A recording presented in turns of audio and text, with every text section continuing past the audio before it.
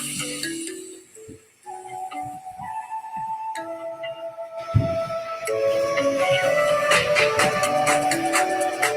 you guys. We have an amazing episode today. We're going to be talking to two of our guests about, the incidents that's happened to their parents. And so we hope that you guys will join us, and we hope that you will share this with your circle of folks. This is a conversation that is so important to have. What we've seen in the news lately. And so we hope that you guys will tune in and listen to both of their stories and, kind of the things of how we as a community can help. So that's kind of what's going on. We'll give it a few minutes before we actually get started. Callie's just kind of sharing it again to her personal and some of the other groups. So please, again, if you're watching and you're live with us, let us know where you're watching us from and help share this live. We want to make sure that we maximize the reach, because this is a conversation that's really important to have. And so we're, and also have some tissue available, mainly just because, there may be some shedding of tears today, just listening to both their stories. So there's that. So we've got George. Hi, George. Kalia. Oh, you guys are so funny. Hi, New from Wisconsin. Thank you for tuning in. If you're live with us, let us know where you're watching us from. And again, please share. North Carolina in the house. Okay. Hi, Tony.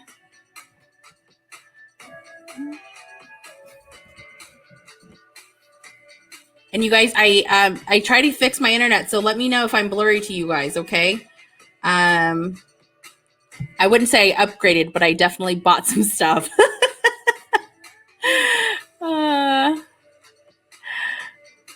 Thank you, Yang, for sharing from California. Shua from Michigan. There's some California folks in here too. Hello, hello.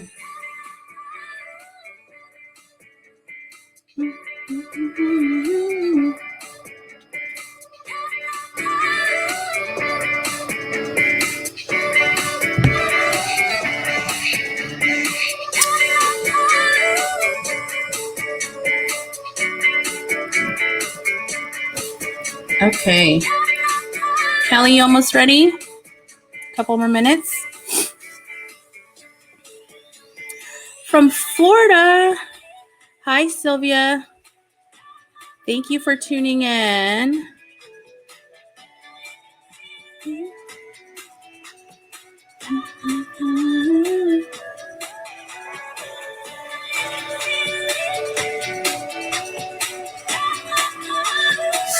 Okay. Hi, Linda.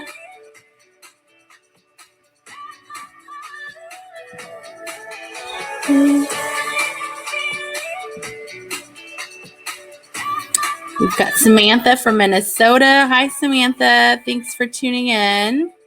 Again, if you're just now joining us, we will start in a few minutes here, but if you could share this live, that would be great. And let us know where you're watching us from. All right. Are we good, Callie? Yep. All right. Hello, everybody. Happy Saturday. I know today we're doing our show a little bit later, but welcome to All That Talk show, where we strive to educate, entertain, and empower. I'm your co-host, Olivia. I'm Callie. And on today's show, I'll let Callie bring them on in a second. But before we actually get into that, I do want to do just some brief updates on things with All That Talk. I know if you guys have been following along with the Finding Love with Charm series, we've got our first elimination episode that just posted yesterday. We've been reading all of the comments of disappointments of Kong leaving and just like other things that are happening. And so please continue to share that episode. Please continue to comment your thoughts. We love reading them on our Facebook and our YouTube channel. So if you haven't liked or subscribed to our YouTube channel yet, please do. That's kind of where we load the videos first. And so people who are subscribed to that, they get the notification first. And so that's what's happening there. We've started round 2 already, where we've already started recording, and those will actually start to be released on Monday of next week. So look out for that. We've also got our merchandise on our website. So if you haven't looked through that, you can find it at www.allthattalktalkshow.com. Our website is up and running with merchandise there. And then, of course, we saw some comments in there. I know some of our subscribers have been mentioning these like one-on-ones that they're seeing and all of these exclusive content. And there are comments that are like, where do we go to see this? Well, you have to become a supporter in order to see the exclusive content. And that's $4.99 a month. And that'll really help Callie and I just with the production of the show. And so if you want to see those exclusive content and those one-on-one, we're sharing it there. We implemented a weekly challenge for the contestants, and they have just been like owning that, and Charm's been spending more time with them, and so we are posting those types of engagement and interaction there. So if you go onto our page at the very top, there's a supporter tab. If you click on that, you can subscribe. Again, it's $4.99 a month, and that's where you will see those exclusive content. All right, anything else, any other news I forgot, Callie, that we need to talk about or share? Nope, I think you pretty much covered it. Okay. So, and just make sure to subscribe to our YouTube as well. I know that a lot of you guys are going over there and watching, but not necessarily subscribing. So please help subscribe. Thank you. Okay, so I'm going to pass it over to Callie, and she's going to do the intro really quick of our guests, and we'll bring them on and kind of start the show. Yeah, so we have had this we wanted to do this particular episode. So it was definitely on the agenda. And then, just recently we had 3 cases of murder-suicide in our community. And we both know our guests from the past and knew that they were the 2 that we wanted to bring on. And so when all of the cases that was happened, we decided that we needed to just move this up a little bit sooner than we had anticipated. And so I'm just going to briefly kind of go over the 3 cases that happened, right? So we had Bao Yang, who was murdered on March 23rd by her ex-husband. We had Mai Ru Vang, who was murdered on March 21st by her boyfriend. And then True Sandy Vang from Fresno, who was murdered on March 24th. And so definitely was really, really sad for Olivia and I to have heard about this news, and pretty much like right back after, like back to back, right? It felt like there was just this like spur of them. And so unfortunate, especially during this time where, we have so much hate against Asians already. And so seeing the crimes within our own community was really, really disheartening.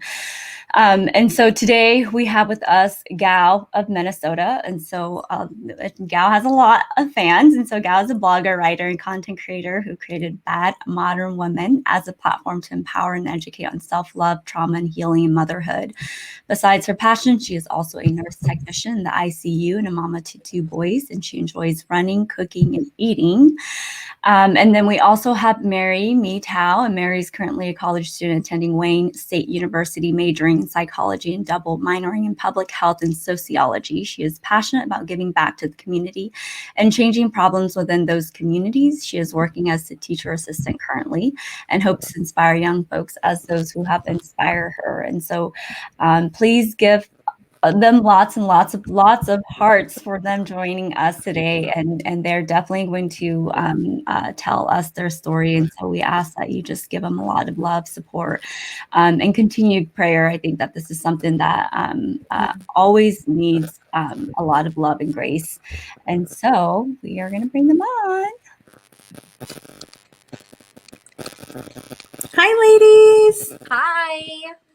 How are you guys on this sunny Saturday?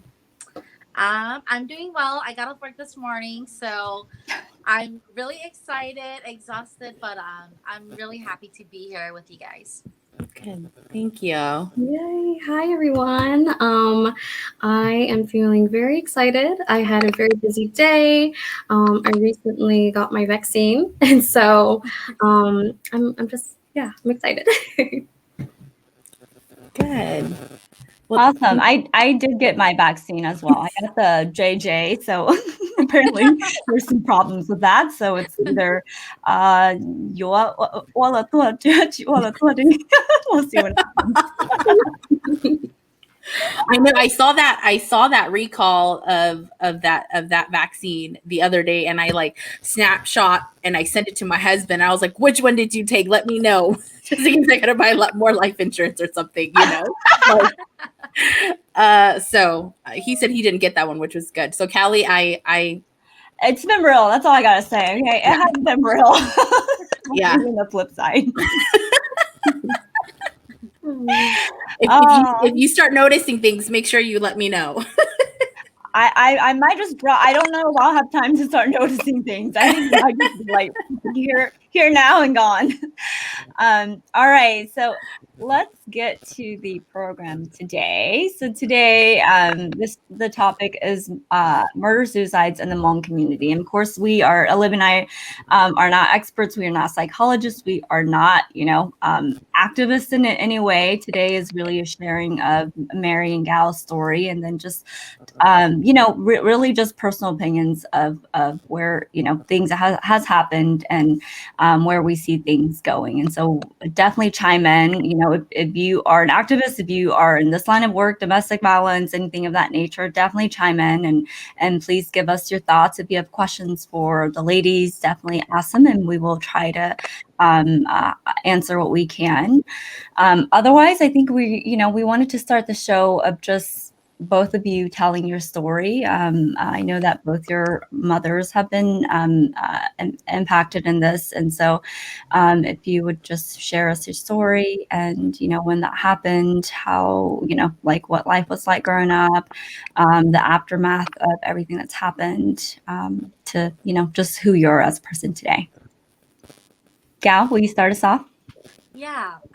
First, hello everybody. My name is Gal. I started Bad Modern Woman mainly as a way to kind of like self-heal myself. I started about 2 years ago in 2018. I started going to therapy for myself. So my story, if you guys see my blog, I blogged a lot about it, but it's so much more different when you talk about it.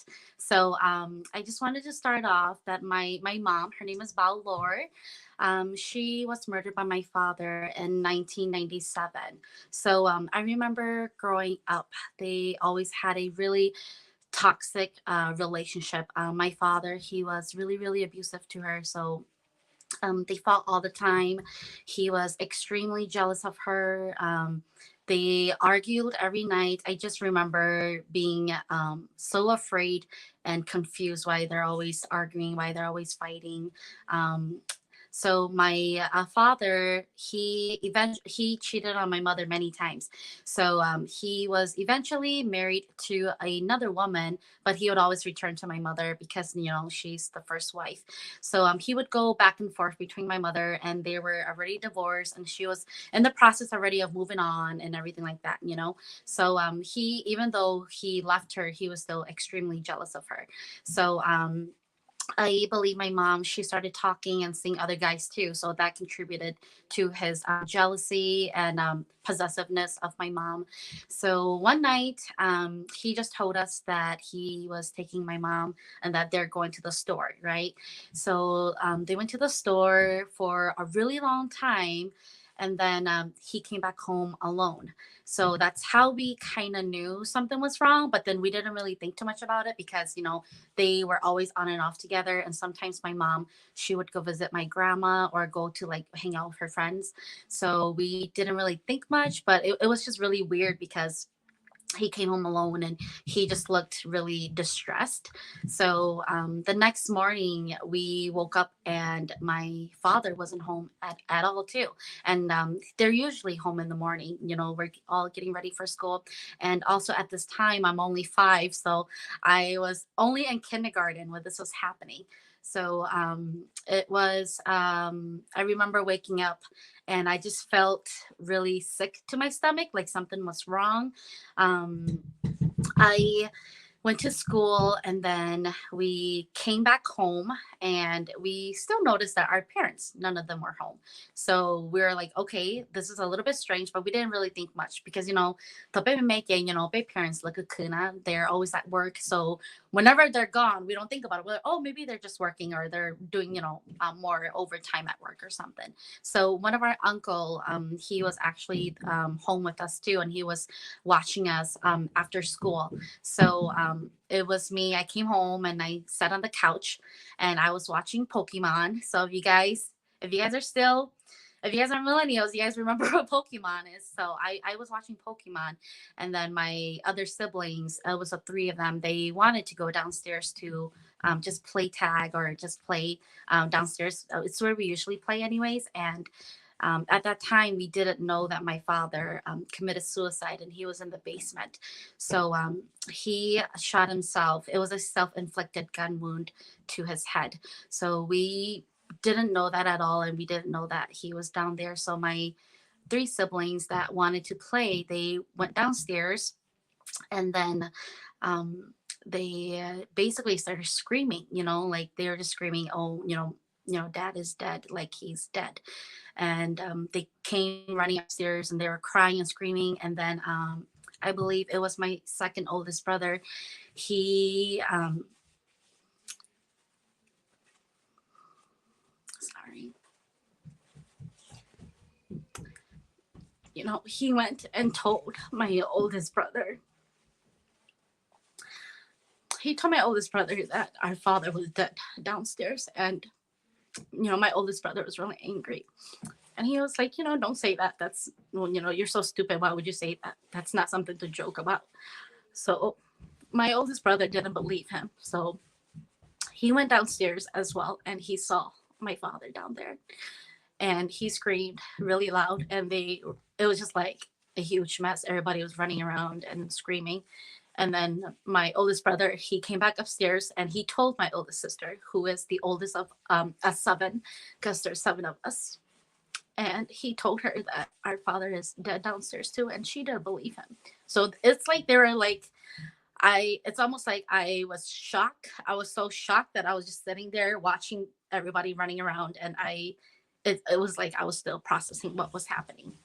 Like I couldn't believe it. Like, wow, this is like insane. Like my father is dead, and everybody is crying, everybody's running around.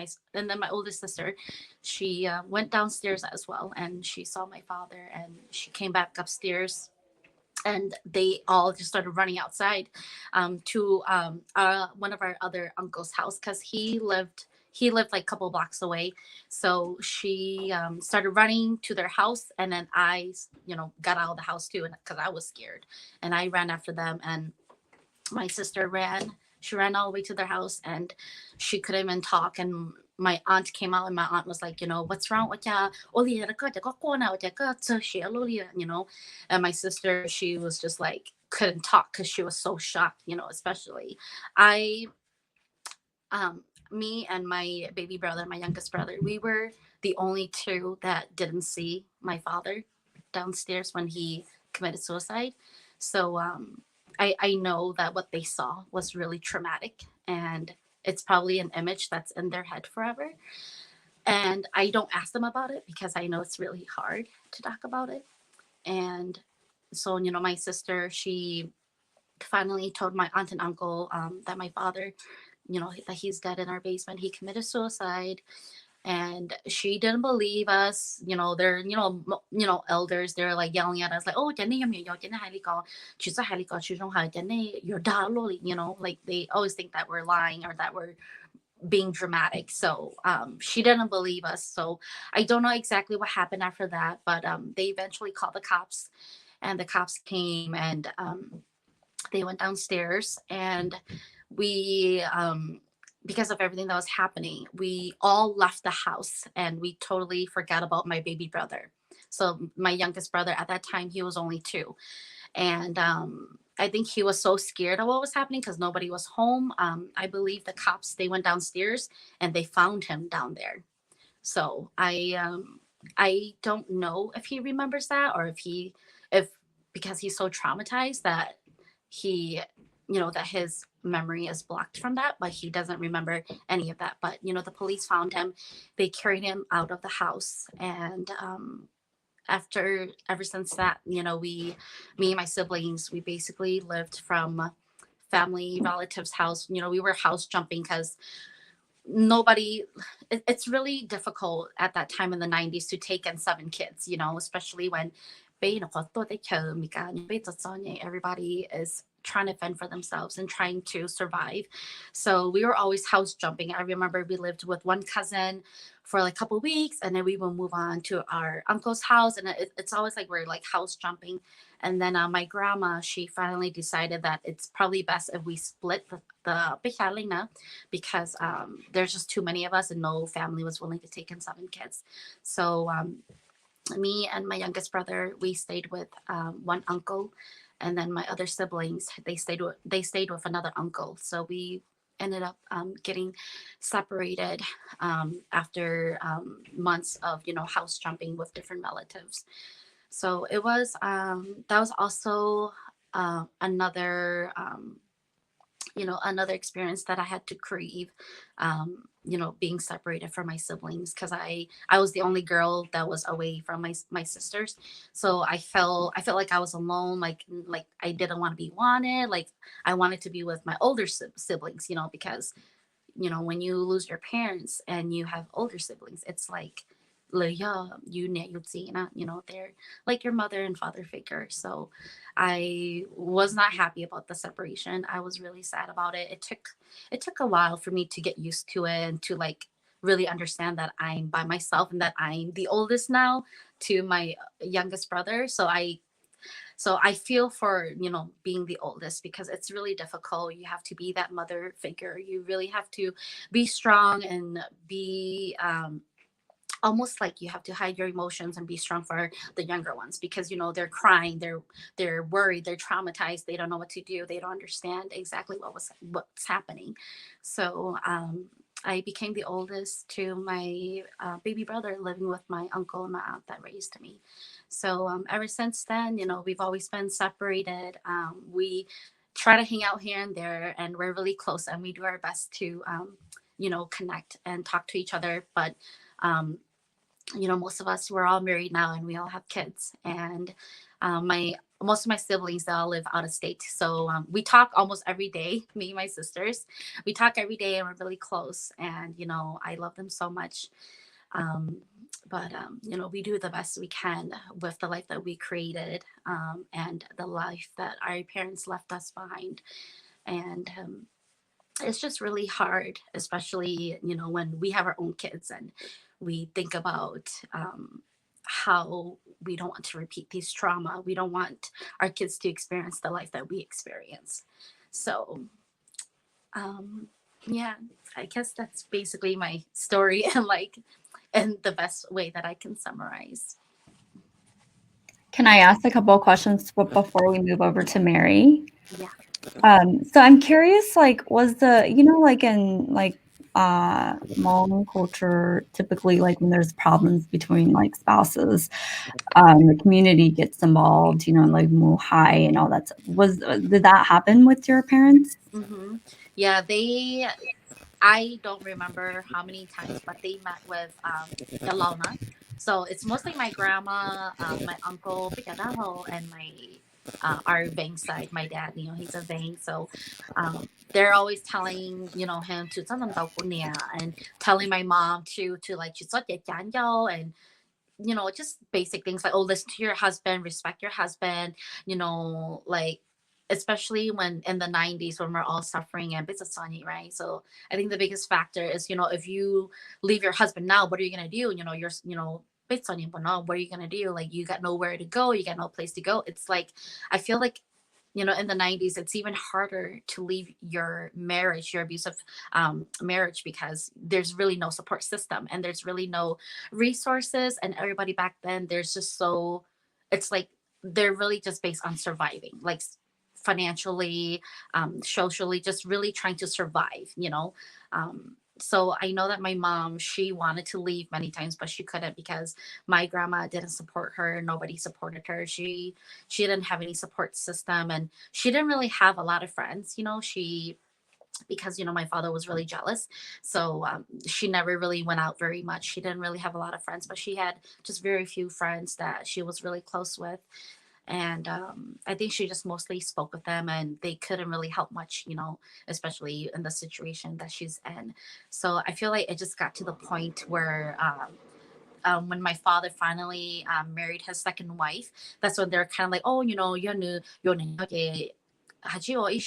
they are even telling her to like welcome to Niyao. But my mom was so angry. I remember my father tried to bring our second mother home, and my mom was so upset. They were fighting.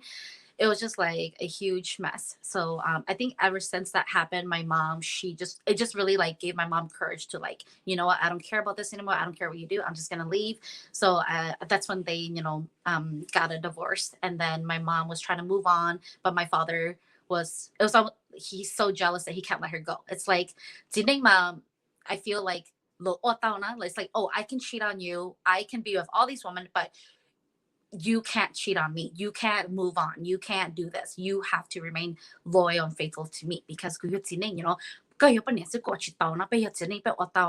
that mindset. It's still really, prevalent in our culture right now.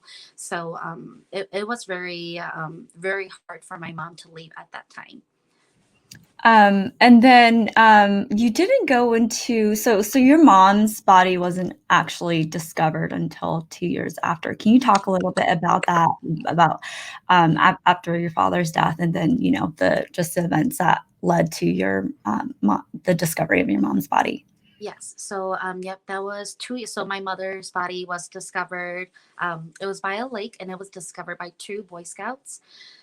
They were just on a trail and by the water. I don't know exactly what they were doing, but they found like some bones. Like it's very decomposed, and it's like really messy. And I feel like they kind of knew like it was like human bones because it was really big and it didn't look right. So I believe they called the police, and they came and they dug it up. They investigated, and I remember when I was living with my uncle was talking to my grandma when my grandma called him.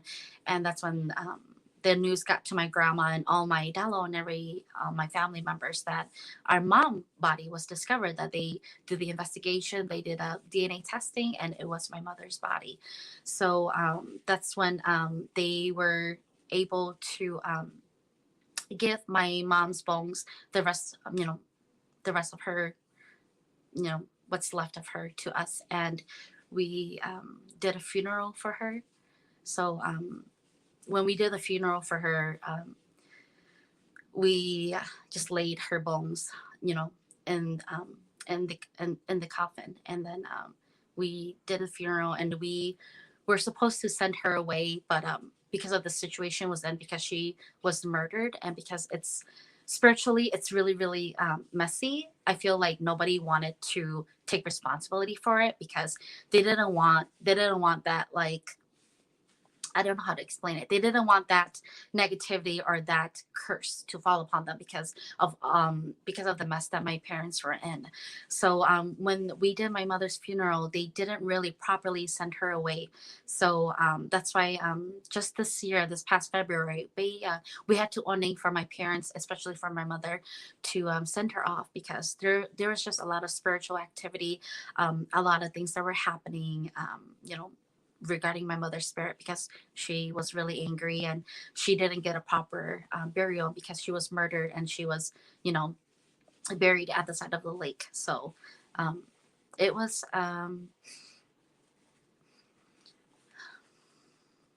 sorry. It was just very I feel like it gives us closure that her body is found, but also at the same time it's very traumatic because with the homicide investigations, they kind of tell you how she died. So they kind of tell you like how my father murdered her in her last moments before he buried her. So I don't know if it's like, sometimes I think about it, I'm like, maybe it would have just been better if she wasn't found and we didn't have to know about all those details. But at the same time, I'm glad that her body is found and that we're able to, do a proper burial and send her away so that she can rest in peace, because she's been through so much, and she deserves to rest in peace and be happy. At least her spirit can be happy, and she is happy right now. She's in a better place right now, both of my parents. Can you also talk a little bit about, because there was a fund that was created, I believe, to help find your mom. Can you talk a little bit about that? Yes. So sorry, I totally forgot about that. Yeah. So when my mother went missing, she was one of the first case, kind of like the first big one that was on TV, and everybody was kind of like traumatized and like didn't know what to do, So I believe the organization Nunxia, they were the organization that started off the fund, Find Bao Lord Fund. It was created by May Cow and Bo Tao and all the other strong Hmong women who came together. They created this fund to look for my mother's body. So I believe they created that fund, and after 2 years, that's when my mother's body was found.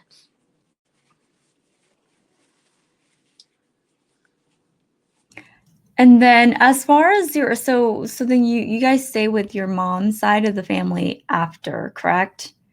It's actually my father's side. Your father's side. Yeah, Gotcha. it was my grandma, my maternal grandma. She was the one that decided to split us up. But then my siblings, we ended up staying with two Vang uncles, Hmong uncles from my father's side. Gotcha. And you're pretty close to both sides of your family? Yes, I'm pretty close to both sides, but I closer to my mom's side, just because we're more closer in age, and because they're all in Minnesota, and just because they're more supportive and they love us. They've always been our biggest support system. Our Ving side, we're not as close to them, and like it's almost like they don't like us. They were never really supportive of us, and they didn't really treat my mom very well either. So we respect them, but we're not close to them. Okay. Olivia, you have any other questions before we move on? No, I think, Gal, you just shared so much. So thank you for sharing your story. I know as you were just kind of talking, I've been reading all the comments that are coming in, and just know that your story really resonates with people and they really appreciate you sharing it. So thank you. All right, baby girl. Are you ready, Mary? So similar to what Gal, if you can just kind of talk about it, and yours is very recent, you're an adult. And so if you can share just kind of what, like a little bit of background, and then what led to the event, and then, all the aftermath, and yeah, how you deal with that now. Okay. Yeah. Well, I just want to send Gal some virtual hugs. I was already tearing up a lot, so I know that I'm gonna have a lot of these moments. My story, like Kelly said, is very, very recent. I don't know how to begin. My mom's name was Mei Xing Li, and she passed away on December 5th of 2018 from my stepdad. His name is Tongku Tony Yang, but his Beilao Jia Chu. And oh gosh, guys.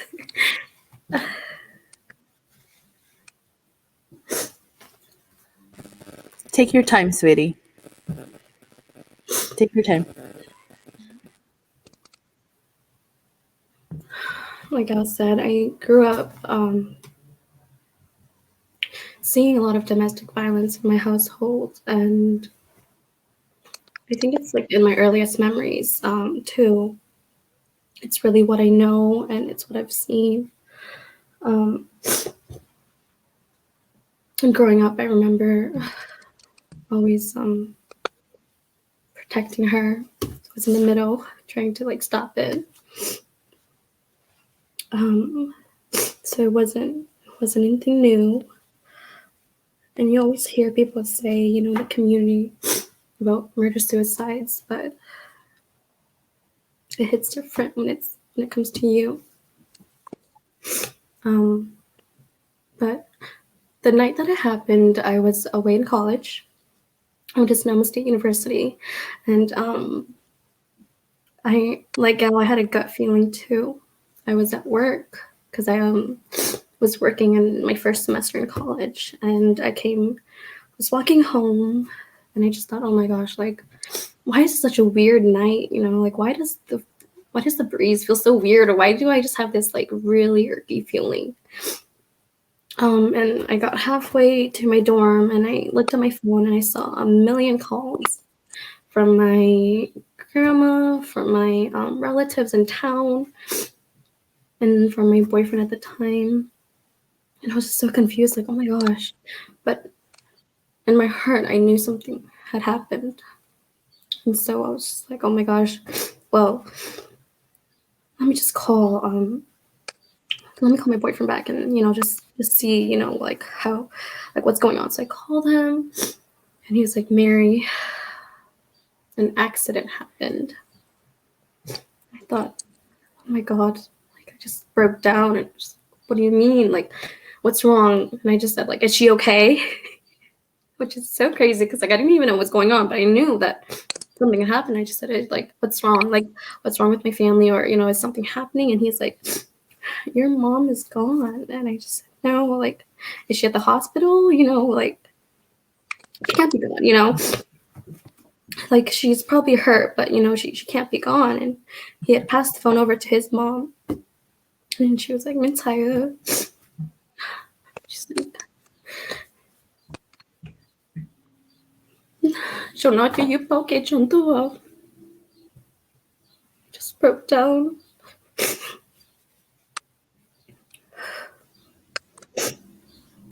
And I just cried. I didn't even know what to say. So I went back to my dorm, and I packed all my stuff, and I bought a train ticket because at the time I didn't drive yet. I bought a plane ticket for early morning. It was how I commuted back home. I took that. I couldn't sleep. I stayed up all night. I went through messages. It was funny because we lived in a really small town in Northern California, and the whole world had known by then. I don't know how. But everybody knew, and I was getting a million messages coming in from friends, from family, you know, just saying like, oh, I'm sorry for your loss. I'm sorry for your loss. But I wasn't there that night physically. I never saw her body get rolled out. I never saw her face anymore. I went home, and I remember just being like, nobody had stayed back at the house. Everybody went to my stepfamily's, like our relative's house, and they were just, you know, discussing, all the boys were discussing my law. They were discussing about what to do and how are they going to do it, like the cultural way, like who are they going to call, my grandparents, when the funerals will be, etc. But we had went back to the house, and I remember going in, and I didn't let my other siblings went. It was just my older brother and my two stepbrothers. We went to clean up the house and just pick up anything that we thought were valuable or anything that we were gonna take, you know, just clothes, essentials. And then we did my mom's funeral. But growing up, I don't think my stepfamily and us, we had a really great bond. And so when everything happened, we had to leave, and we decided to leave and go back with my mom's side of the family, and they were in Michigan. So I'm currently here in Michigan. I came with them. And yeah, I moved here, and it was the five of us that moved, and I have three younger half siblings that are with my step family now. I don't even know like what else I should include. Moving here, I guess I was with my grandparents for a bit, for half a year, and I went back into school. I missed a semester settling in, but I went back to school. I got a job, and eventually got an apartment for my siblings and I. I have an older brother who's here, and I have three younger siblings. I kind of coped with it just by pushing it away. I didn't think I wanted to. I mean, I knew what happened. I knew it was real, but a part of me just always felt like it was surreal, or, like if this is a dream, then it's gonna go away. I haven't thought about therapy, but I do. Well, I haven't went to therapy, but I do think about it often. A big part of me is still just afraid to deal with it and talk about it. But I moved here, and the first year was really lonely and hurt. I didn't have any friends. I didn't go out. I didn't meet anybody. And I worked 2 jobs. I went back to school. And it's funny because it was actually Gal who I reached out to when I saw her article. And I know that it helped me so much.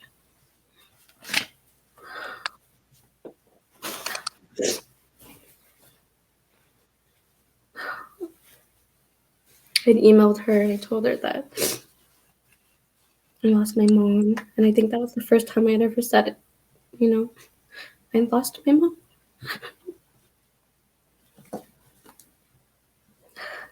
She responded back. And then I just kind of kept seeing her around. My sister is a Facebook seller, and I'm a big Hmong clothes addict. So I kind of met her there, and then I saw that they were sisters, and I don't know, we just connected again. But yeah, this is me. So you are the oldest, correct? I'm the oldest girl, so I have an older brother, and then I have an older stepbrother. Okay. Can you talk, like, as being like the oldest girl, can you talk a little bit about that and maybe just the pressure? I think that just in any normal family, I think there's a lot of pressure as the oldest girl, but maybe you can talk a little bit about, what that is like, in your situation. Yeah. And just like maybe some of the responsibilities that you've had to take on, with not having a mom and dad. Yeah. Growing up, I was the oldest girl, so obviously, like, I did a lot of the chores and housework. I was the second mom for my younger siblings. I remember getting them ready for their first day of school and teaching them their ABCs. And I would wake up and, if we had events, I would be the one to like, oh, Tokailo and Paikai and, like, and stuff. And so I feel like I already had this motherly figure in me. And when I decided to move here with my siblings, it was so hard because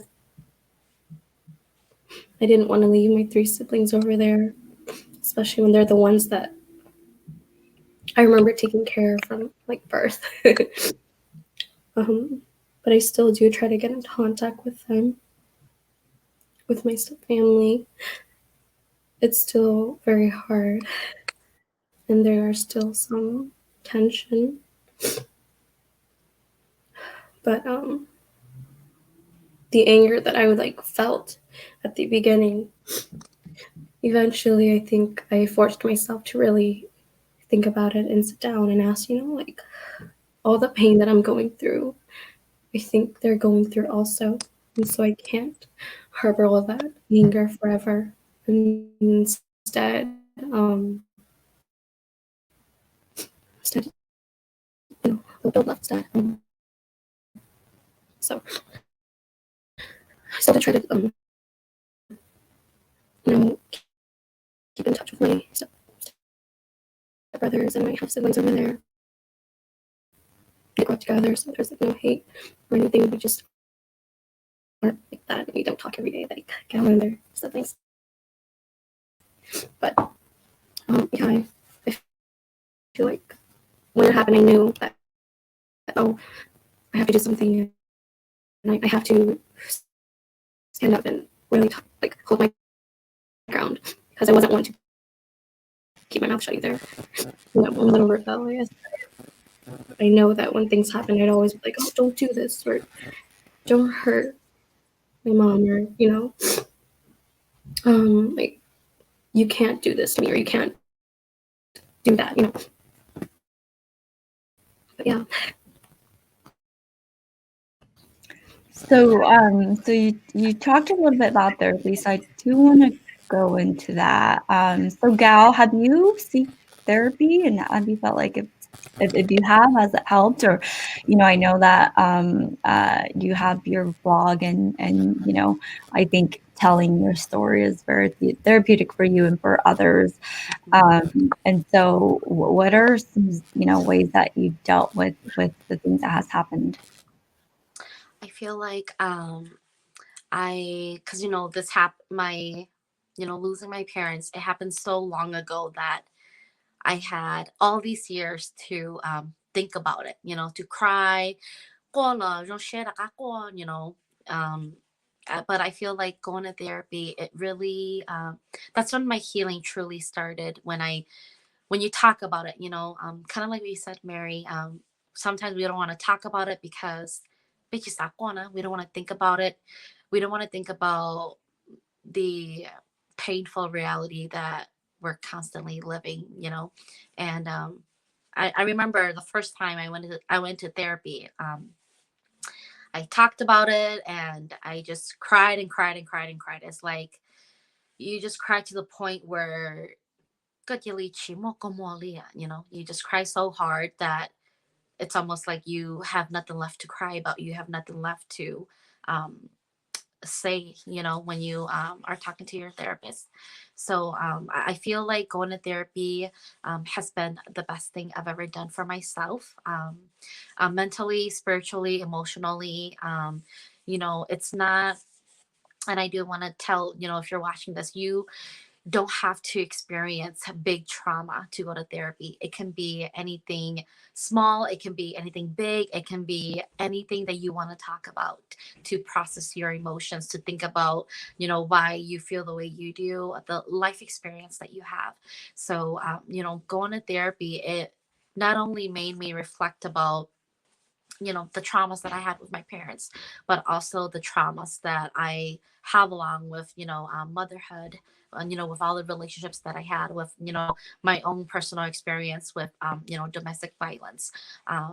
It really helps you understand yourself, and it really helps you begin healing in ways that you don't think would be possible. Like, if I didn't go to therapy, if I was to look back 5 years ago, I would never imagine myself being here. I would never imagine myself blogging, talking to you guys, being able to talk about it without,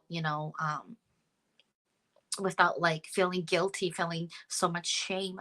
Because, in some ways, I'm sure, Mary, you feel I'm pretty sure you feel the same way too. It's like when our mother passed away, we feel like we have some type of responsibility towards it. Like, why couldn't I be there to protect her? Why couldn't I do something better to prevent this from happening? Maybe if I wasn't so naughty, well, yeah, cô ấy từng sai chị姐, cô nông lùi, cô bác cô nè, tới rồi, nữ tư chỉ, only now, tới rồi, nữ tư chỉ cho nhẹ, So, all of that guilt and all that shame, the past 2 years, I feel like it finally just kind of started to like ease away, and I'm finally learning to love myself and really telling my inner child that, that it wasn't my fault, that it wasn't my fault that my mother, was murdered, that it wasn't my fault that they had an abusive relationship, and that they couldn't work it out, and that the best thing that I can do, and the thing and everything that I'm doing now, it's for myself. And it's not selfish to go to therapy for yourself. It's not selfish to think about yourself and do what's best for your own mental health. So Mary, I really do encourage you to seek therapy. And it's not because we're messed up, or oh, therapy, all that stigma in the Hmong culture. So what if when you're depressed, you go through trauma, yes, you will become crazy. You will not think straight, because your body, your brain is in constant fight mode. You're traumatized, you're hurting. So I don't care what people have to say. Go to therapy for yourself, and go to therapy when you're ready. And you will know when you're ready. And when you go, I'm just really excited for you, Mary, when you do seek therapy for yourself, because I just imagine you being the best version in yourself. And you will look back 5 years from now and be so thankful, and being able to talk about your mom and a different narrative, where she's not just murdered. She was your mother. She was a woman. She was, she had these different passions. She was good at cooking. She was good at doing this. You'll be able to talk about her in different ways that you'll enjoy talking about her, and not just fitting her into this victim narrative where that's like, I used to think about my mother that way. I used to talk about that, and I hate talking about her that way. And even now when I talk about it, it still hurts me. But now, as I'm healing, I can talk about her and the good memories and the good ways that I can remember, and that it makes me appreciate her more, and it makes me you know um, just look at myself, and I see her in me in different ways. Can you guys talk about, so Mary had said something about standing up for yourself, and so I want us to kind of just talk a little bit about like itumiyonjua, and when you're younger, and adults are going to feel like they know what's best for you, they know what's best for your siblings, or what's supposed to happen, and maybe just talk a little bit about growing up, and like as a child, Gal, you, and then Mary as as a young woman, but even as a woman, right? Like people still think that they can speak for us, no matter how old we are. And so maybe you can kind of talk about just, like growing up as an orphan, and just things that maybe you wish people would have, done or said differently through this experience. Gal, you want to start, or Mary? You can go first. I just gotta talk. Yeah. No, well, I feel like because it's still pretty recent, I don't have, and it happened when I was, much older than when it happened to you, Val, that I don't have much to say. But what I can say is that, as tragic as this, event has happened in my life, and I don't wish for it to happen to anyone, it taught me a lot about the people around me, my family, friends, the people that you care for, and the people that you think would care for you. Because the phrase as that Myun choice, it's so sad. And I think when people even just name us that, I don't know why, but like I see it as such a, like, why do you have to say it like that? But I do remember, when I first moved here, and that was what we're known for. I've had people reach out, but I didn't trust them. You guys hear that? You're breaking up a little bit, Mary. Maybe put your headphones back on.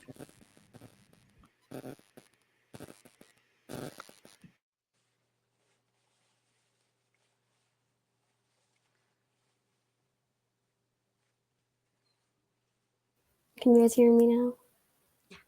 Mhm. Yeah. Okay. I just want to say that. What was I talking about? I tend to like talk about a million things and then try to come back to the point.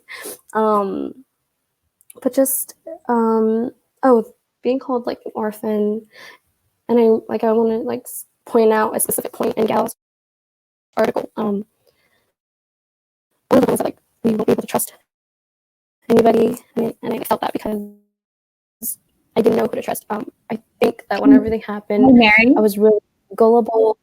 Yes. Oh, it's Can you hear getting me? better now. It's getting better. It's like it's Oh, Is it my okay. it's my internet? I swear it's not so bad when I'm like claiming things. Okay. So you guys are okay. Okay. What was I gonna say? Okay, now it's getting bad. Article. Do you want to like exit out completely and then just come back in? I don't want to like not be able to hear you. I want to hear what you have to say.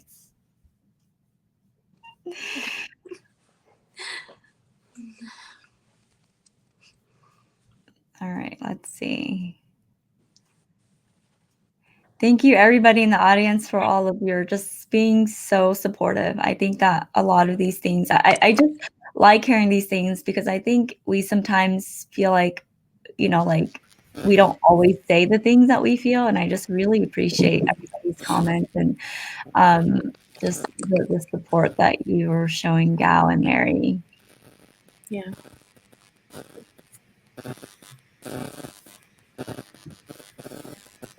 It's pausing a little bit. Oh, okay. Okay. All right, let's try this. I'm back on. Okay. Alrighty. Okay. Let me just close this up. Just trust. Enjoy and learn it. And just the community that I see, like in my communities and the community that I grew up in. Oh, am I breaking off? Are you on your laptop or your phone? I'm on my laptop. Should you try your phone? Let's see. Let's try your phone. Let me try my phone. Yeah. Okay.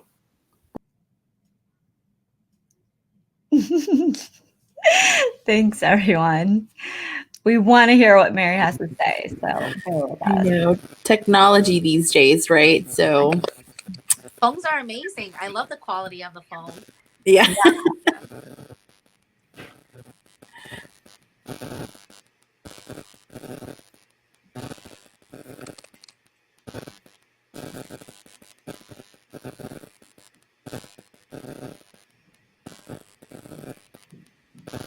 Gal, do you want to talk about your experience while we wait for Mary? Yeah. So for my experience, I was only 5 when my parents passed away. So Delona, especially back in the 90s, it's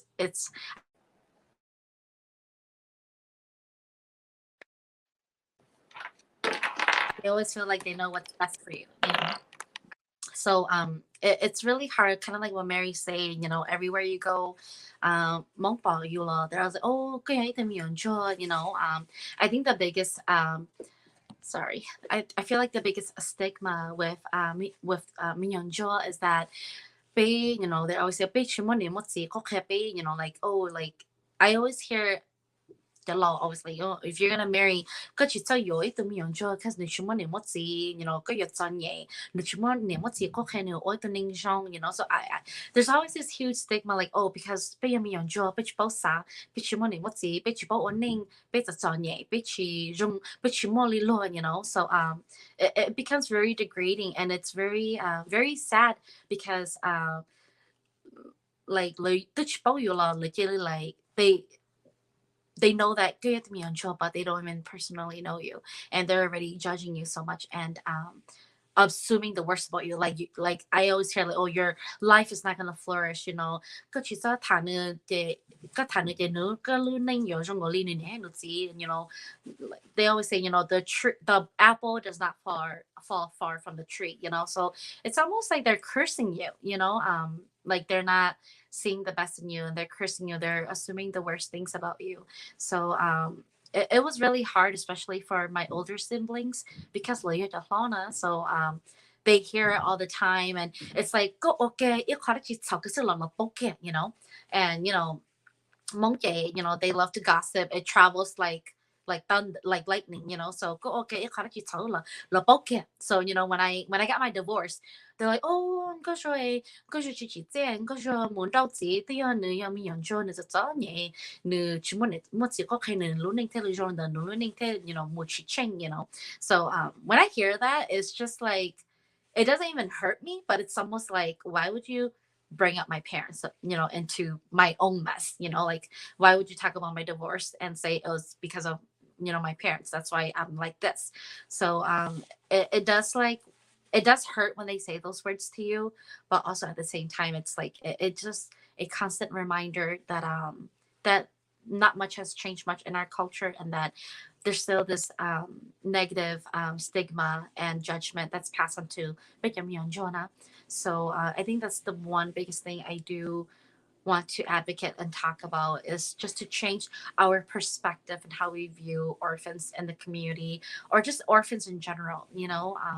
I mean, I'm not rich, I'm not the best person, we all have our own flaws, but then, me and my siblings, we work so extremely hard for the life that we have, and we have no handouts, and I know that Mary knows this. We work so hard, like, I see my siblings working, 2 jobs, juggling, going to college. It's like, and you don't have anybody to buy you. It's like, you do it alone. I watch my oldest sister and my oldest brother do it, and it just breaks my heart, because I feel bad, because I feel like, I couldn't even help them, when they needed my help the most. I couldn't even help them, because I couldn't even help myself. I was only a child. I was only a teenager. So, when I think back to what they were doing for us, and I'm a mother now, it breaks my heart, and it makes me just so grateful that they stepped in, that they became my mother and father, even when they didn't have to. It's almost like they had no choice, they had no choice but to be strong for me.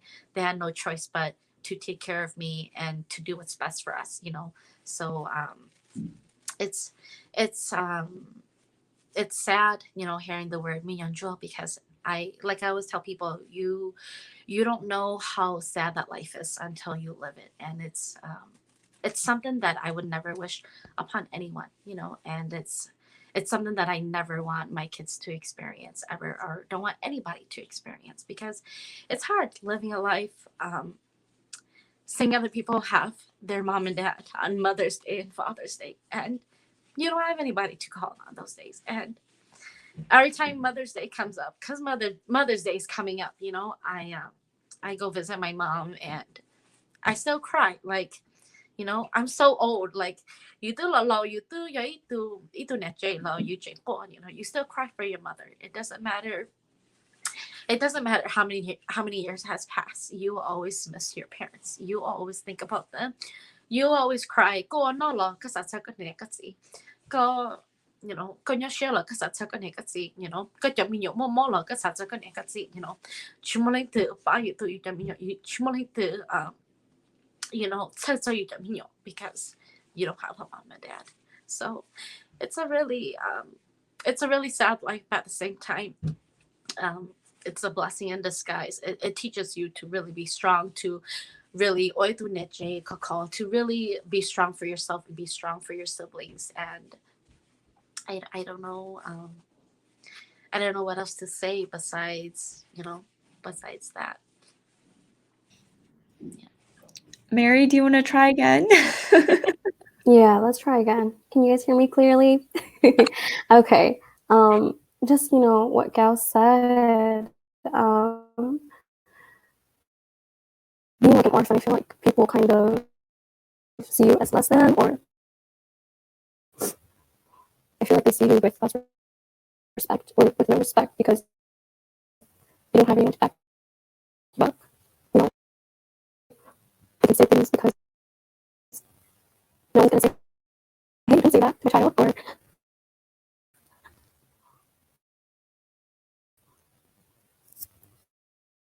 and people just want to know about the gossip. And trying to talk to people, they'll just say, when I go help out at como palo no, they'll just say like, oh, are you that kid? Is that your family? Can you tell us what happened?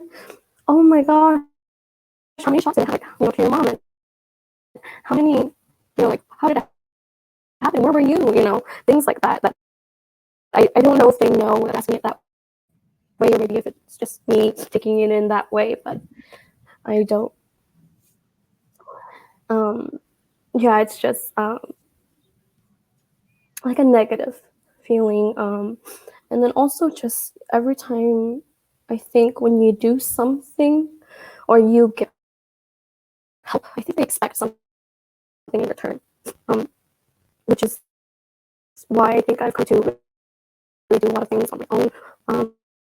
And I think I kind of push myself to be better, or kind of push myself harder, knowing that I am unusual, because I don't want to fall in that category that, because let's see, I don't want to have that, like, that name that, that's exactly Mary? what she is. She's a Paula, that take, yes. Okay, we're going to try 2 things, okay? The first thing we're going to try is, if you don't move at all, try not to move at all. We're going to try not to. I just feel like everything you're saying is so good. And the first thing we're going to try is for you not to move at all. If that works well, then let's try to do that. And Okay. the second, maybe take you off video and just do audio. Is that, let's try the, Okay. okay. Okay. Let's try you not moving at all. Okay. Yeah, I tend to move and use my hands a lot. What am I saying? Now I just lose my train of thought. I think I was that because I am an orphan now. I always try to do All right, better. I have to push myself take the extra. video off. We're gonna Okay, can you guys hear me now? Oh my gosh, it's so Yes, good. much better, girl. I missed your Sorry. face. That's so Okay. much That's okay. That's okay. I was saying that. Oh goodness. That I have to push myself just to be better and stronger, and that the achievements that I have, I have to be a good role model for my siblings and for the community, and just say that, her parents died, but she made it. Her parents are gone, but she is independent, and she got her education, or she can still be the person. Like I said, it makes me sad that I'll have to someday get married. And I was never a big fan for Hmong weddings, because I don't like the idea of someone deciding on my bride price. As much as I think I'm a 10K, yeah, I don't, I don't want that.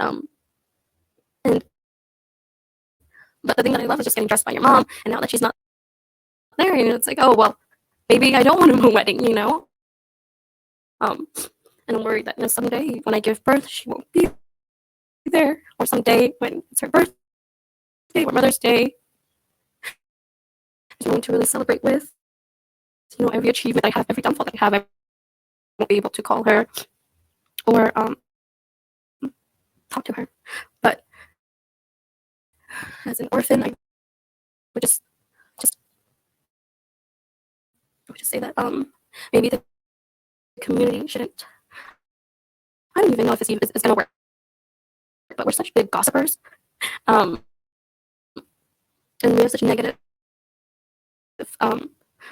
energy all around. Or maybe it's the communities that I've seen and I've worked, and I'm trying to get out of those, and just do it, my way, or do it with the right people. So yeah. Thank you for sharing that. I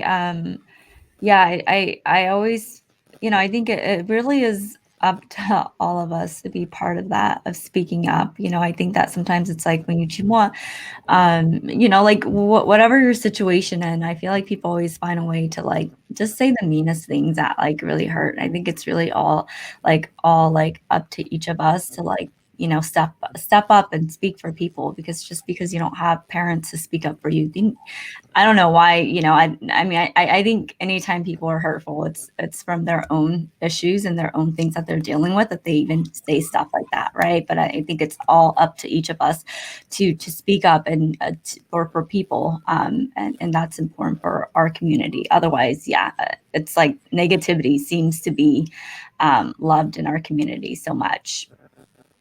Yeah. So with the with the recent cases, there's one family with like 6 kids, and I don't know the details of that, but the, Gal, especially like with how you guys were separated, do you like, what's your relationship with your siblings now, and like how do you think that should be dealt with, when you talk about kids? Like I think like I'm a divorcee, and like we try, I know like even in Hmong divorces, kids get separated, and that's been my biggest thing, is that my kids won't be separated. They stay together because now they just have each other, right? Like they don't even have us like together, they have each other only. And so to me it's very important. And so what's your take on just like how financially sometimes it doesn't make sense for family members to like keep all the kids together, but I think that it still impacts kids deeply when they're separated. So what do you think about that?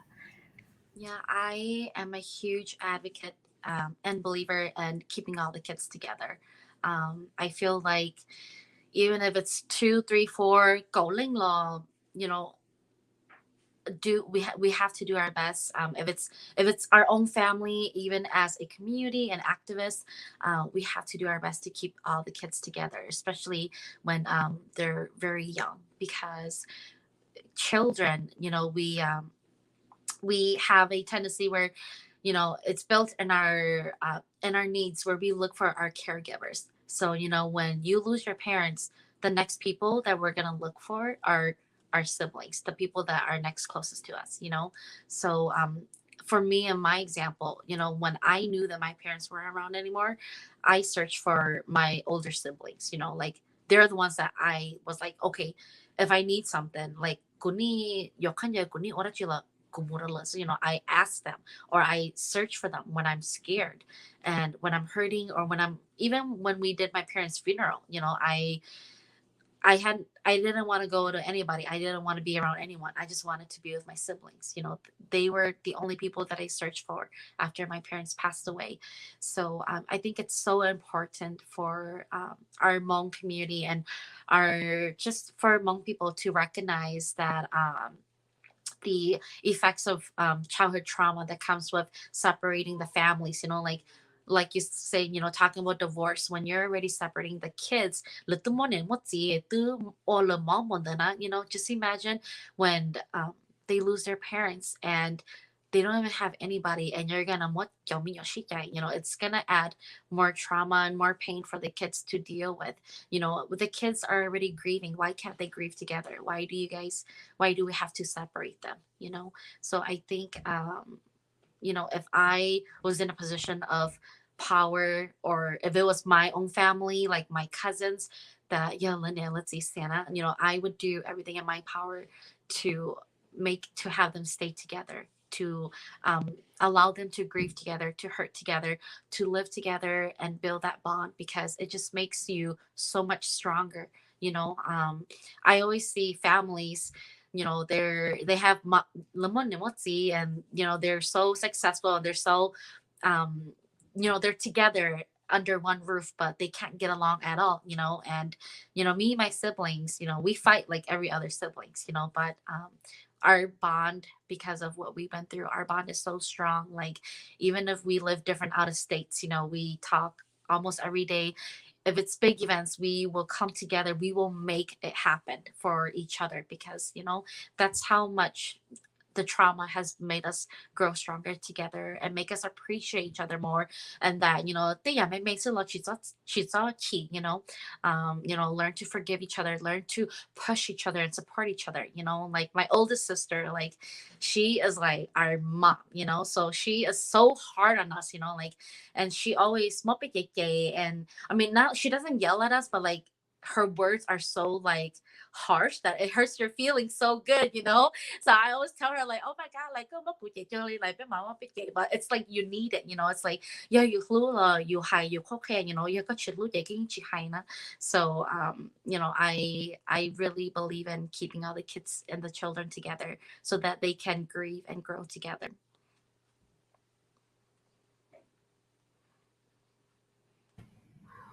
Mary, do you have anything to add? Hopefully your internet's okay. Okay, I put a picture there so you still see my face.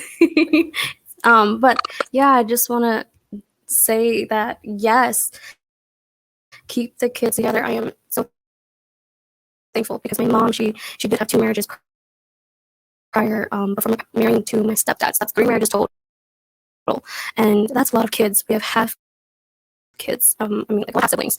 And I remember when everything happened, people were like, "You guys are just gonna go back to your own side of the family someday." And here we were like, "What the heck?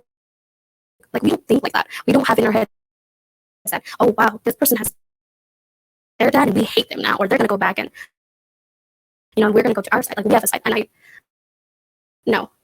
But like Al said, even when I see other family that don't love each other or don't stick together, or, you know, like they have like arguments, I was just like, you know, like, don't please, you know,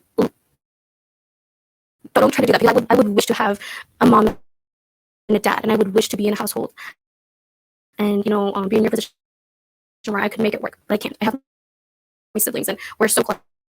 It wasn't until the pandemic. I know it's terrible. I know that COVID has, you know, taken so many families away and lives away. But for me and my family, we were forced to really sit down and stay in this house together. Because we were so busy, we were always working. We didn't have that time. We didn't have that. I mean, we're close, but we didn't. Sometimes we didn't even get to eat dinner together or eat breakfast together because of how busy our schedules were. But when we were forced to, you know, stay in quarantine, it really just opened my eyes. Like, oh my gosh, like this is my family. These are my siblings. At the end of the day, when something happens, it's going to be us who are going to be hurting the most. You know, it's going to be us that is going to be like caring for each other. And so, back again, just keep the kids together. And I think a lot of times when, or I'll just speak for myself. I don't want to say for others because I don't know.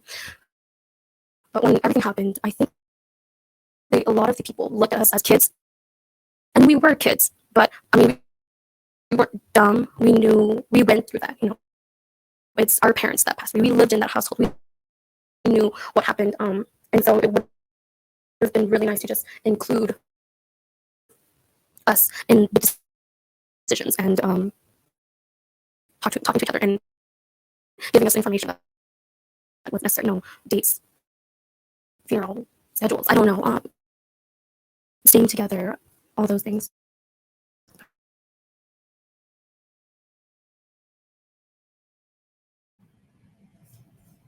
Thank you.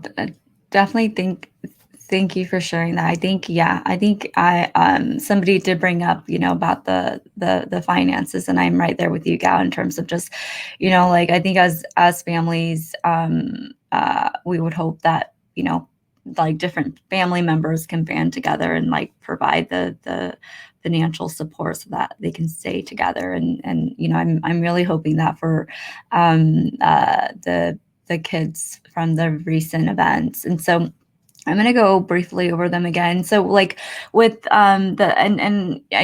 Balgain case is the one that I've seen the most talked about regarding domestic violence, because her ex-boyfriend, you know, has a history of harassing and assaulting her, and apparently even shaving her head in the past in one instance, to prevent her, you know, from going out there and voicing all the things that were happening. But as far as like, do you feel, Gal, and I know you've talked about domestic violence, and of course, I mean, it's a silly question to even ask, like, if you think Hmong women now have a safe place, a safe space, if they were in a, you know, if they were experiencing domestic abuse. I know I saw something where, somebody had said. And it's so much victim blaming where, they basically just said, well, she knew that he had a history of, like abuse, and why is she still staying with him? What's been your take on just everything that's happened with the recent cases? Yeah, I feel like with the times right now, we definitely have more support and more resources.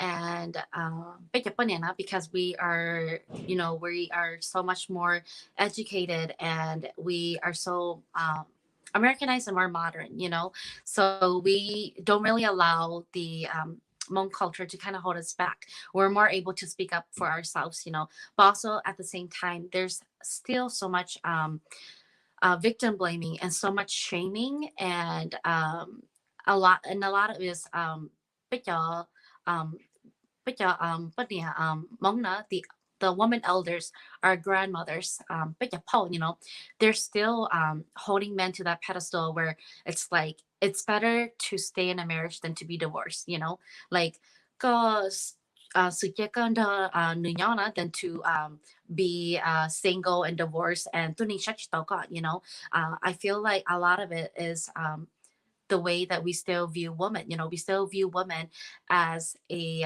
piece of property. We still view women as possession for men. Like we're still paying that bride price for when we get married and have the Hmong traditional wedding.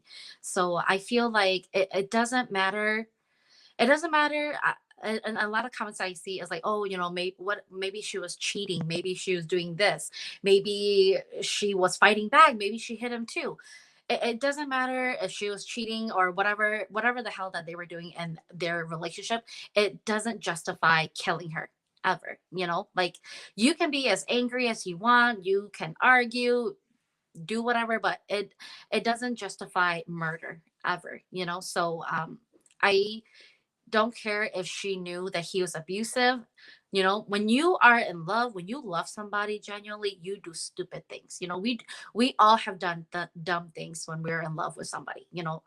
So I'm pretty sure in Bao's case, she really did love her ex-boyfriend. She really did wanted to see the good in him, even if they're like, oh, it's like, yeah, but you've seen the good parts of him too. So it's almost like you really hope that maybe he might change. And that's also the cycle of abuse that I've also shared, is that it's this constant cycle of like you get abused and then they apologize and then you almost want to like fix this broken man. You have hope that he'll change, and you see that he's kind of changing. Oh yeah, he bought me flowers, he's being nice, he's been so good to me for like a couple weeks, so good to me for a couple months, and then it repeats again. And then the guy or the perpetrator, he apologized, and then it starts all over again. It's the cycle of abuse where they apologize, they make you feel better, and in many cases they threaten to kill themselves. So I'm pretty sure they for Bao or the Hmong women that passed away, that were murdered, they were probably threatened, like, oh, if you leave me, I'm going to kill you. If you leave me, I'm going to kill myself. If you leave me, I'm going to kill or hurt your children or the people that you love. So that's very common in these abusive relationship. And it doesn't justify murder ever. So, a lot of those comments that I see, especially from other men, and even from some Hmong women, it's really, really disappointing, because it's like, we've come so far and we still have so much more to go. So, when I think back to the experience of my mother when my mother passed away 20 years ago, like even until now, it's like, come on, we have to do better, you guys. We need to stop victim blaming our Hmong sisters who are dying at the hands of Hmong men. Like, it's a problem that Hmong men have to fix. It's a problem that they have to stand with us and say enough is enough. And that, even though Gucci have to pay a lot, my Hmong brother, is killing our Hmong sisters, and we have to do something about it, and I do acknowledge all the Hmong brothers who are standing with us and who are speaking out and who are allowing us to be angry, to voice our opinion.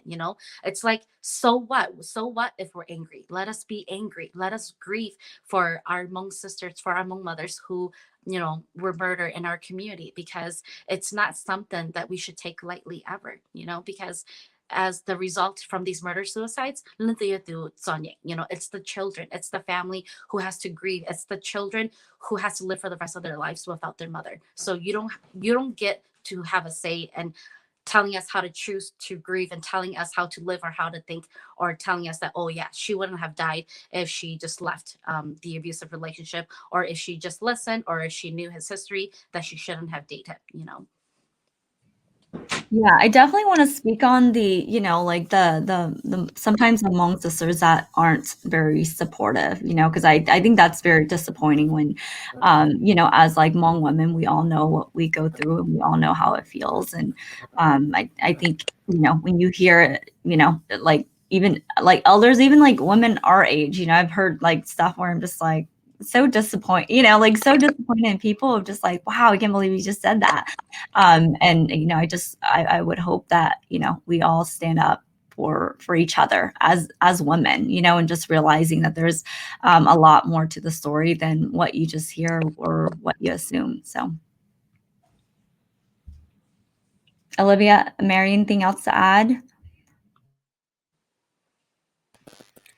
No, I just feel like this is such a heavy topic, and I just like, just hearing both of you share your perspective and your stories, I'm just kind of really like letting it sink in. I know that, I think what resonates with me the most is Tony I can relate to that because my dad passed away when I was 5. Of course, my experience is very different from the both of you, but I think just similar experiences relating, like, when people talk about you and they say different things about you that maybe not be true. And I do feel like, I don't know if you ladies feel this way, but do you feel like as like, do you feel like you have to work extra hard just to make sure that people Yeah. like whatever you do, you always have to make sure that you are actually high. But I think there comes a point where you just don't give a shit anymore, and you're just kind of like, you know what, I'm just gonna do me. And my mom and dad, they're proud of me regardless of where they are in this fucking world, and I'm super proud of who I am. So screw you, and you just kind of live your life. So Yes, girl. yeah.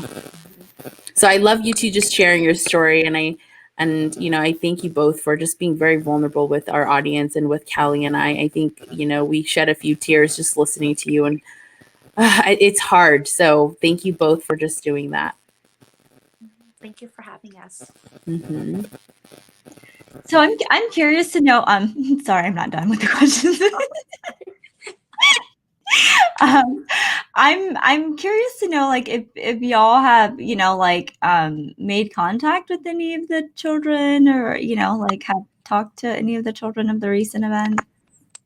I did message, I believe, Bao Ying's oldest son. I think his name is Vichai. People thought that he was the Vichai singer, but I don't think he's the Vichai singer. He looks completely different. I mean, you look at the picture, he looks different. But I did reach out to him through GoFundMe, but he hasn't replied back to me, and I don't expect him to reply back to me anytime soon. But I legal high, even though I can't support them financially, I do understand what they're going through. So if any of you guys are watching, or you guys read my blog, or just want to talk, I'm always here to listen. I may not have all the knowledge and resources, but I do know a few resources that I can put out there to help the kids who are grieving and suffering from the murder suicides. So I have reached out only to Bao Ying's oldest son. For the other children, I don't have their contact. I don't know how to contact them or who they are, so I haven't contacted them. Yeah, and definitely thank you for, I think you can continuing to share your story helps, when people are ready, just as Mary reaching out to you, knowing your story, right? Because I think that if sometimes the traumas that we keep inside, like we don't be the one that speak up about it, and other people don't know that we're also struggling, going through things, and so then they don't know that somebody out there exists that, can empathize more so. And so thank you for, always continuing to speak up and speak out and just be open and vulnerable. Mary, were you going to say something? I was just gonna say that. Should I stop my camera? I was just gonna say that I also emailed Vichai through the GoFundMe. Okay. I also just want to say that I did reach out to Vichai through the GoFundMe. Responded back, and I don't blame him because I know that it took me a very long time to want to even reach out, to want to ask for help, to want to deal with my emotions. But I am very thankful that there is a gal that, has a blog, and her article was better because, like y'all said, it helped me. It allowed me to be open about my emotions and my feelings, and she was someone who I reached out to and talked to, and so that is a big reason why I'm here today, because I want others and to know that they're not alone. Yeah, definitely. I mean, I think everybody kind of deals with, trauma and grief and things like that differently. And so not everybody like openly talks about it, but I'm sure there's a lot of children that has gone through what y'all have gone through that probably reads your blog, Gal, and just, finds it as a place of strength. And so thank you for always having that as a platform. That is pretty much all I have. Olivia, is there any other questions that you have? I think if anything, Gal and Mary, I do want to know, mainly just because both of you have been through this experience and this trauma. As itu minyo ay yunegi olindana, I feel like, I guess, what is your advice or maybe recommendation for folks to like, what I don't know. I guess in my mind, I'm just kind of thinking like, what have people said to you in the past that has really helped you? And what has people said to you in the past that has really hindered you? And maybe kind of just give some words of encouragement to your tining or nhỏ shan do la chi pao na ya. So then tao len you hai lu le tieli I don't know, right? It's almost like you really want them to understand, but I think sometimes people lack that empathy, or they just don't know what to say, and sometimes they think they're saying the right things, but then they're really not. And so I just want to, kind of hear from the both of you, since you've been through it, and Mary, it's fresh for you. What things have people said that has really helped you, but also give advice on what people shouldn't say either. I think from my experience, I think one thing that really stuck with me when I was hurting and grieving a lot is when they say it wasn't your fault. So I remember I didn't even know this grandma, but like we were at a Hmong event, and and I wasn't married. I was just with my boyfriend at that time, and she saw me. She saw my face. And she knew that I was my mother's daughter because everybody always told me, out of all my sisters, I looked the most like my mom. So she saw me and she was like, "Oh, and then I was like, "Oh yeah, Guyama," and then she just like and then she was like, "Oh, min journal your bachelor she's like, cái này cái gì only the la cái chỉ tu share chỉ tin cái nó chỉ tin cái min nhoi cái chỉ tu share cái 去这you know 这个拥有学习这个过还这个课我有那种诶落地的特里去还有 you know so when she said that to me it just almost like it took like a burden off my shoulders like wow like for once, you know, an elder came up to me and she didn't even know me, but she was so genuine and she told me it wasn't my fault. After all these years, I feel like it was my fault, you know. So I feel like sometimes you don't even need to say a lot. You just have to be genuine and say something encouraging to them. And that just means so much, you know, even if it's just a few sentences, you know, it makes a huge difference and it makes them feel seen and feel heard and makes them know that you know that people don't always view them that and that or you know so I feel like that always helped you know that always helps when you're talking to children who are grieving from the murder suicides and some things not to say to them is to ask them like, oh, come on, like, or that's like the dumbest question that people always ask me. Like, do you miss your parents because they're dead? It's like, of course I miss them. You know, it's um, just don't ask them questions that are too detailed. You know, like especially when you don't know them personally or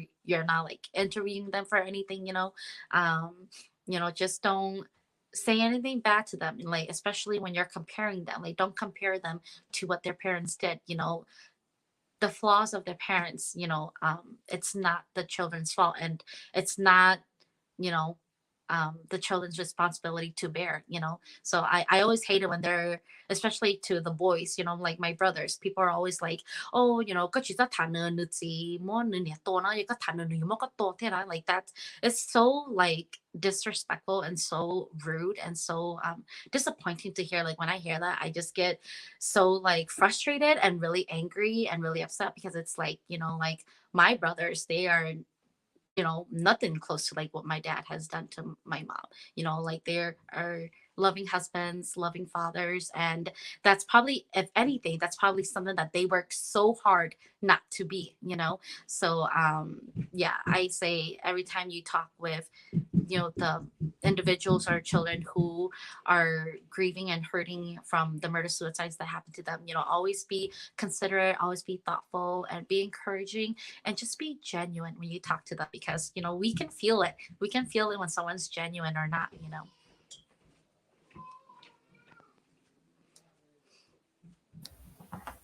Gal just stole like every single thing out of my like mouth.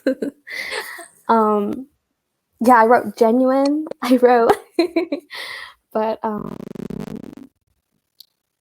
yes, a good thing to do.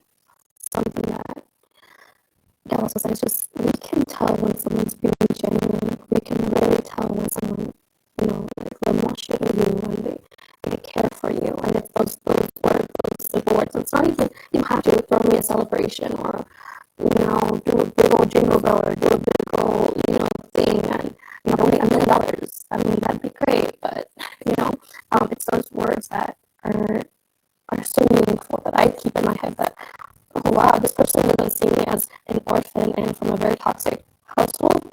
This person sees me as a person who's gone through a lot of pain and they genuinely care for my feelings. You know, they want me to do well in life. They're looking out for me. I get really emotional when I hear OGs give that kind of speech just because I don't hear it as often anymore.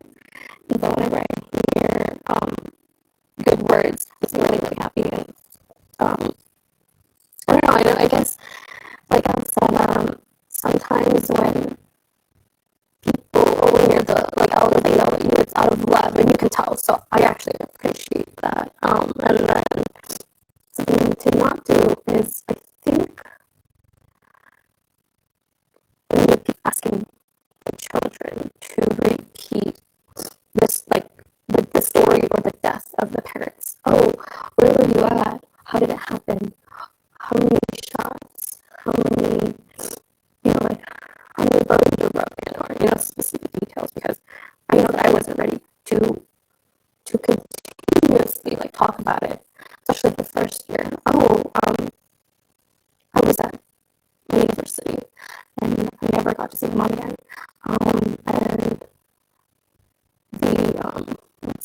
person, the coroner, the people that like look after the body after the inspection, you know, they said that this many bones broken. They said that she was hurt this long. You know, I don't think that helps me ever get through, you know, anything. And so just don't. When they're ready to open up, they will. When they're ready to talk about it, they will. So just specific details about that is like my biggest thing. I know for me, like I wanted to move on from it. I didn't want to keep reliving that past and knowing those details in my head all the time. Thank you for sharing that. Definitely, I think it's, you know, I think in any situation, and Gal, correct me, and Olivia, correct me. I think in any situation, if you don't know what to say, maybe just don't say anything at all, first of all. And secondly, I think it's okay to ask, you know, somebody, like if, you know, I think at any time, if somebody's like relaying, sharing something, it's okay to say, if you know, they want you to just listen or they want you to solve something, or if, you know, if you have a question, like, is it okay for me to ask you this or whatever. I think like that versus like making assumptions. I feel like that's the better approach is, you know, because I think like for me, like in my situation where I'm divorced, like like I'm not always looking, or most of, actually, I'm never looking for solutions or people to listen, frankly. But like, you know, I think sometimes it's just, you know, like just yeah, like I would rather somebody, you know, ask me if something was okay to ask and just to like, you know, say certain things. And so but thank you so much for sharing that, and hopefully we can all learn to, you know, be better listeners and be more empathetic. And I definitely feel like a lot of people watching are, you know, of that mindset. So I really, really appreciate that. Um, Anyways, that pretty much concludes our episode today. Thank you so much, ladies, for being with us today. I know that the recent events was, you know, probably triggering, and y'all still dealing with everything that's happening, and especially in COVID. Like, I feel like I just always want to say that, like, we are not in a normal world right now, you know, and still dealing with everything that's supposed to be normal, right? And so thank you so much for just, you know, being with us today, for sharing your story, for being open. And I definitely know that, you know, I took a lot away from it, and our audience as well. And I know Olivia did. And so thank you both for being vulnerable and for jumping on with us today. Thank you for Thank you, having us. ladies. Yeah.